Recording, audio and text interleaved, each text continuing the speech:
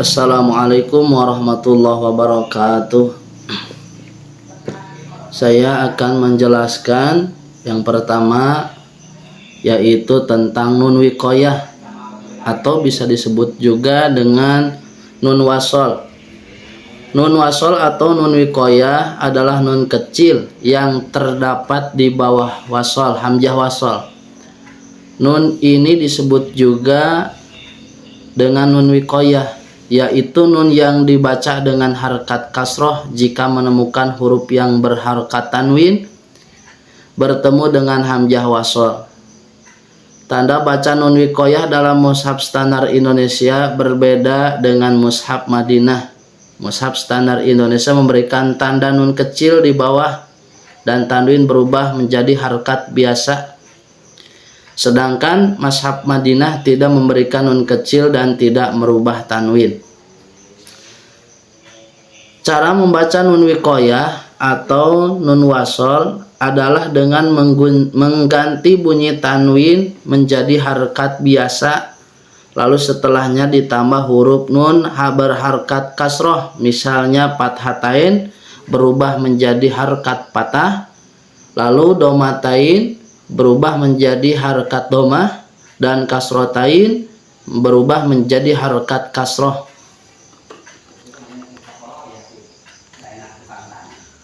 Contohnya di dalam surah Yasin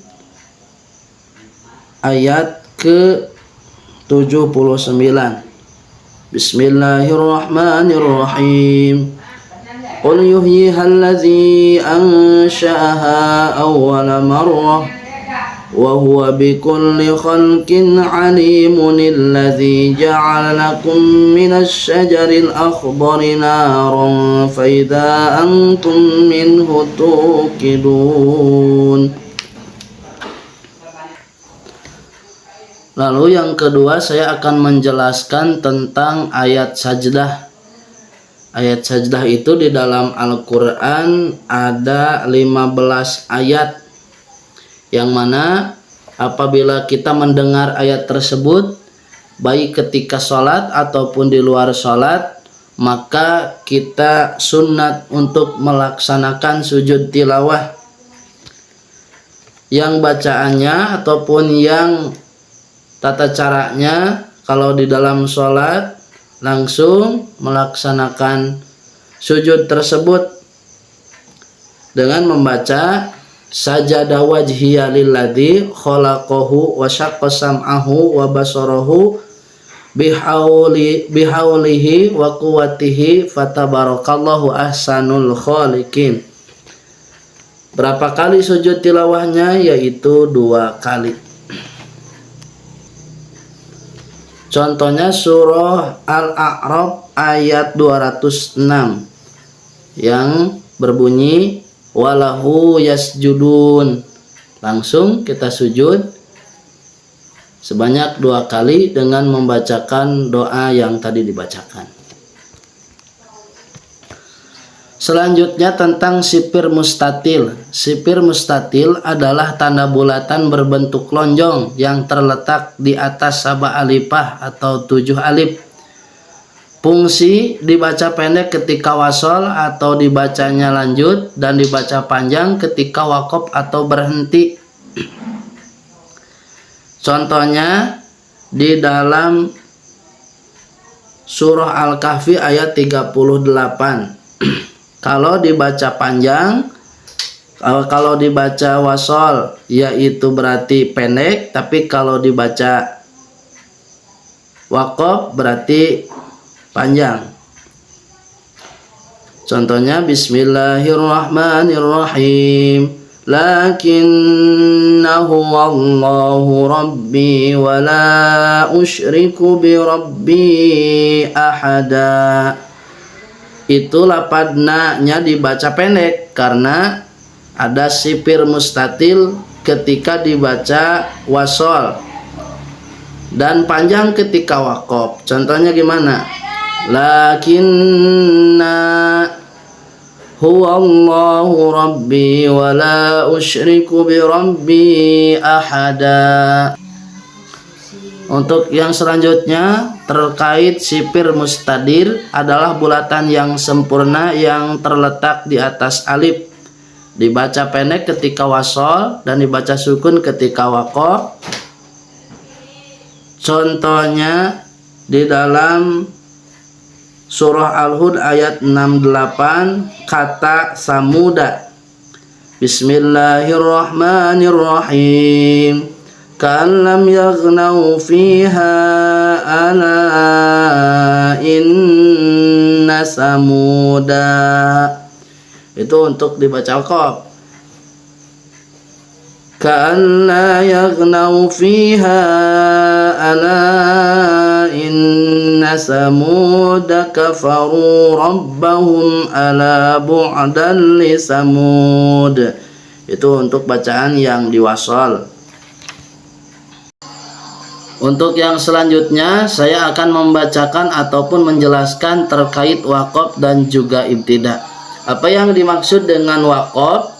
Waqaf di dalam membaca Al-Quran adalah berhenti sesaat untuk menarik napas atau berhenti karena melewati suatu tanda baca yang mengharuskan berhenti dengan niat melanjutkan bacaan. Adapun yang dimaksud dengan ibtida yaitu memulai kembali bacaan setelah waqaf.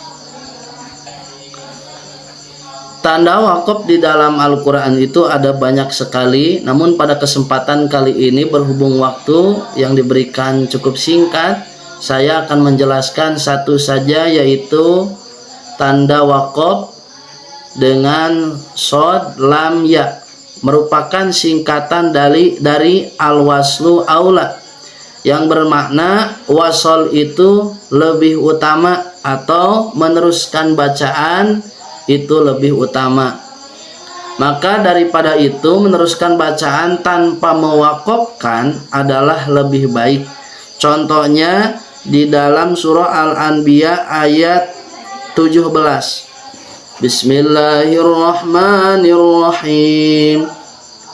Lau aradna an nattakhidha lahwan lattakhadnahu min ladunna in kunna fa'ilin.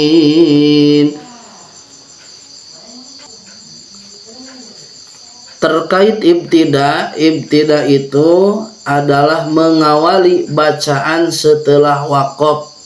Namun dalam ibtida ataupun mengawali bacaan setelah waqaf, kita harus ibtida yang baik. Mengapa?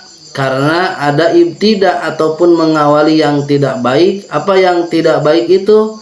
Yaitu ibtida yang tidak baik mengawali bacaan setelah waqaf dengan berubah maknanya. Contohnya dalam surah Yusuf ayat 4.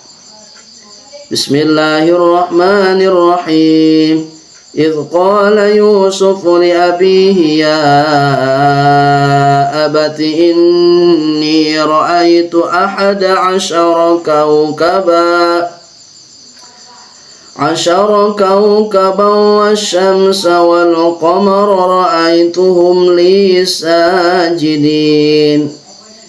Dikarenakan tadi ketika waqaf kita berhenti di lafaz kaukaba, maka contoh yang barusan itu adalah contoh yang salah karena ibtida dari kata asyara. Mengapa kurang baik ibtida dari sana ataupun tidak baik ibtida dari lafaz asyara? Dikarenakan maknanya tidak utuh.